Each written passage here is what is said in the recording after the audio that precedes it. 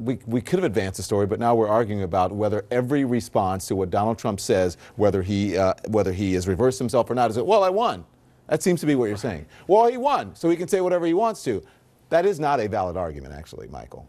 Well, it is partly a valid argument. Of course it is. Yeah. He won. Okay, I'm going to punch Michael in the face, but it doesn't matter because I won. That's what you're saying. It's worship of power, basically, is what you're saying. No, it's a worship of democracy. This is why I don't. And part of a democracy is for the press to be able to ask questions regardless of what you think of them or not. Into a punch in the nose. No, but that's what you. That's what you're saying. You're saying it does not matter. What everyone here is. President-elect Donald Trump has been avoiding the news media, and I want to talk about this with Michael Wolff, a columnist for The Hollywood Reporter, senior political commentators Peter Beinart and Kayleigh McEnany, and Philip Bump, political reporter for The Washington Post. Hello, and we're all here together. Here we are all together. Peter, you first. It's been 147 days since the president-elect held a press conference, but he did answer some brief questions twice today. Listen to this. Your comments about the truck attack in Berlin being against Christians, do you think that this might... Say it again, what? The attack in Berlin being an attack against Christians? Well, who said that? When was that said? I believe you said it in a press release. So I'm wondering how this might affect relations with Muslims. It's an attack on humanity. That's what it is. It's an attack on humanity. And it's got to be stopped. Did it seem awkward? Because he did say it in his statement. Right. I actually think what he said there was much better, but it's kind of remarkable to have somebody who's a president-elect who doesn't know what was put out under his name. And what was put under his name was strikingly different than the White House statement because it never mentioned the people killed as Germans. It specifically referred to them as Christians, people celebrating Christmas, and linked them to other Christians killed around the world. It was a very clash of civilizations statement. I thought Trump's statement here was much better, but really striking that he wasn't even aware of what was put out under his name, evidently. Well, here's what he said, just so that we're clear about what he actually said.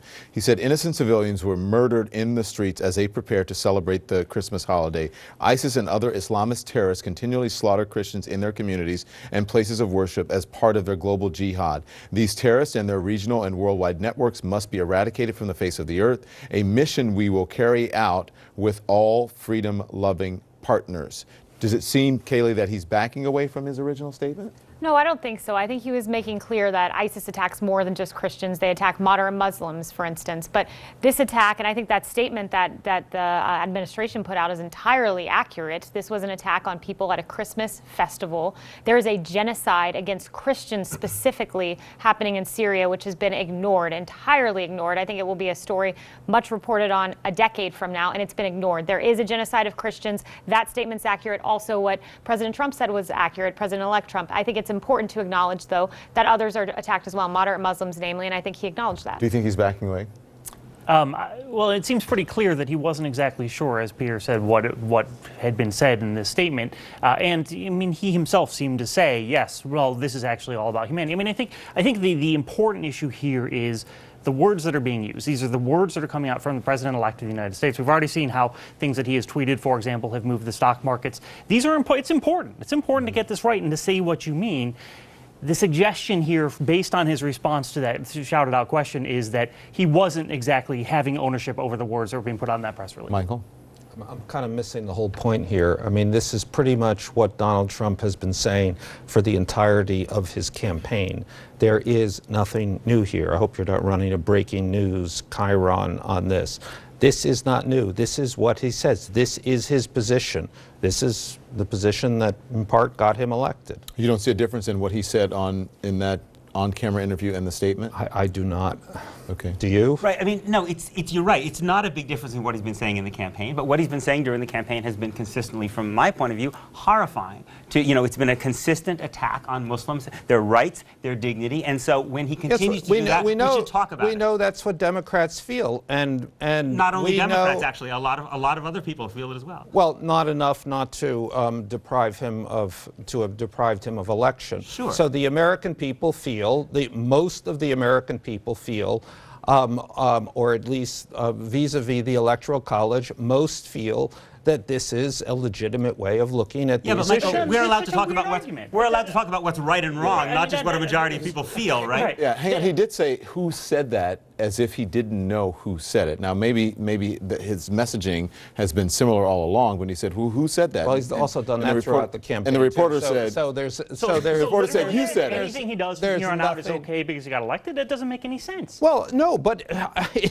it does make a great deal of difference that he was elected and that this is the position that he ran on. But the question and he's isn't the not, position, the and he's question not, is the he's no, contrast. and he's not deviating from that position. So we are not advancing the argument here. What is the argument? That he's wrong? Yeah. Wait a second, Michael, what you're saying makes no sense. He said again that he supports, that he didn't walk back the Muslim ban, which is still on his website. Right. That was horrifying before. It's horrifying now. The fact that he still holds the same position doesn't make it less important. It's just that you've been saying this through the whole campaign. And I'll keep saying it. And you turn out to have been on a side that lost. And I'm proud to be on the side that lost. It's a question of right and wrong. Nevertheless, at some point, because this is a democracy, we have to say, okay, what's the issue here? I mean, Okay. how I does can answer that.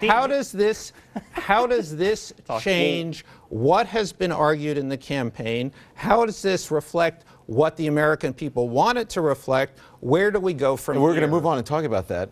But in this one question where he was asked by a reporter and he seemed not to know what the initial response was, that was the crux of the question. Did he seem to know? And you moved on and pivoted and said, once again, well, what that does it response, matter the response that was put out by the campaign has been very similar to what he has been saying throughout, by the campaign, I'm still calling it the campaign. Right. Well, I did that last time. I'm doing the same.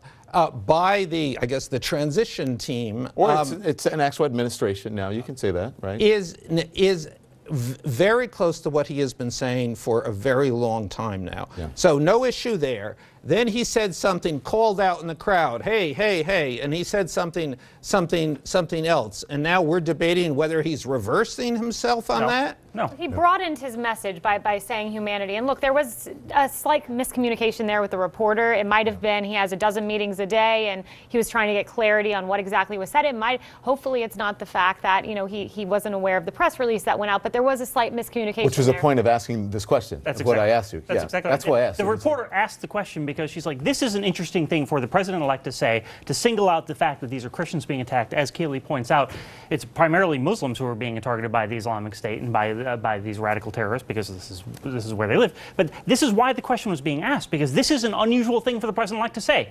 Yes, he won the election. That doesn't mean, he can say whatever the heck he wants for the next 4 years. It just doesn't I'm make But just there was pointing accuracy out in that his he has said statement this. that Christians are- He has said this continuously, and you seem shocked. Which is shocked. why we No, should I'm not. shocked by your response. No, I'm not shocked by what he did at all. Which is the media position. Sorry. Nevertheless, shocked. No, like it's you. because we Shocked. shouldn't. No, it's because we shouldn't normalize. Michael, you shouldn't say- It's you because shouldn't we say- shouldn't normalize things which are horrible, no matter how many times they are said. It's the media position. It's the media's job to ask questions, no matter if you think they're silly, if you think And not they're to wrong. wave them That's away our by job saying he is won to the ask a election. question. It's astonishing. Especially That's the kind if of it worship of seems that power. there's I'd inconsistency. I'd argue I got to that take a break. the I'll give you the media first. job I is will. to I'll advance give the you. story, Well, but- well, you didn't give us a chance because you said, well, the question. Why are you asking that question? And I hope you're not putting this up. We could have advanced the story, but now we're arguing about whether every response to what Donald Trump says, whether he has reversed himself or not, is it, well, I won. That seems to be what you're saying. Well, he won, so he can say whatever he wants to. That is not a valid argument, actually, Michael. Well, it is partly a valid argument. Of course it is. Yeah. He won. Okay, I'm going to punch Michael in the face, but it doesn't matter because I won. That's what you're saying. It's worship but of this power, is not- basically, is what you're no, saying. Yeah. No, it's a worship of democracy. This is why I don't. And part of a democracy is for the press to be able to ask questions regardless of what you think of them or not. Into a punch in the nose. No, but that's what you. That's what you're saying. You're saying it does not matter what everyone here what everyone here hears from you. And I think many people at home, yes, you're right. It's part of the media's job to move the conversation forward. But what you're saying is if you ask a question, if the president-elect or the president says something that you don't deem, or he thinks that you're ganging up on him, that it's just that he can say it because he won. No, that is not what I'm saying. I am saying He's never that wrong this because has he won. No, but he has said this throughout the campaign. We know that is his position. That wasn't a Even question. the question. That's not I a got to question. take a break. Tell me what you think the question I did is. 5 We minutes will ago. and you after didn't the listen. break. We'll be right back. And we're back now with a very dull discussion that we were having just before the break. But Michael, I promised to give you the first word out of the break. You were making a point that what? I'm just curious about the implications of this. This is now not an either-or situation. This is Trump's position, this is Hillary Clinton's position, and we're arguing about the two. This is now the position of the President of the United States and of this administration that he is now assembling. So what are the implications of that, I think, is the better question to ask than what I heard before, which is, did he say that? Could he have said that? Shock, shock. Well, more than just him saying it, I was just reading that Secretary Kerry actually recognized the genocide against Christians. This is a real thing. You're absolutely correct to acknowledge it. There is a genocide against Christians, and what President-elect Trump did today was he brought in that to say this is an attack against humanity, recognizing the fact that people of other faiths are killed as well, but it doesn't delegitimize the point that there is a genocide against Christians being conducted Should that and have waged been by said in the ISIS. original statement, and then there would be no need to have this conversation? Well, I mean, I don't think that's the point that Michael was just making. Yeah, I mean, yes, obviously, there are all sorts of ways to approach an issue in which terrorists kill multiple people. It's a horrible tragedy. It's a tragedy to humanity, regardless of who those people are, regardless of the faith that they participate in. The fact that he is the president-elect of the United States is what makes this a more important topic to tackle. What his stance is in terms of how he responds to terror attacks. That is an important issue, particularly because it's no longer an either-or, because he is the president-elect of the United States. I think that's what we're getting at, and I think that's why it's a worthwhile discussion. And the larger context here is that we have a president and a lot of his advisors, people like Steve Bannon, Michael Flynn, others in the administration, who in a really significant divergence from both the Obama and the Bush administrations, depict the war on terror as a clash of civilizations. I mean, there's statement after statement after statement from these guys basically talking about this as a civilizational fight. Well, sometimes, it is. sometimes, The West being attacked. So, it is modern actually, modernity being attacked. Well, it depends it is what certainly you, that. I'm not entirely sure what you mean by the West, and I'm not entirely sure what you mean by modernity, right? Especially because more Muslims have been killed by ISIS than have people in the West, right? One could argue, as Bush did, that this is actually a struggle about freedom, right? To calling the West is got very particular racial and religious connotations to it, right? That's where the term West comes from, and people like Bannon and Flynn are not subtle about that, right? About talking about this as a war of Christendom, essentially, against Islam. So in that context, this statement is significant. This is a significant shift in the way we frame this struggle.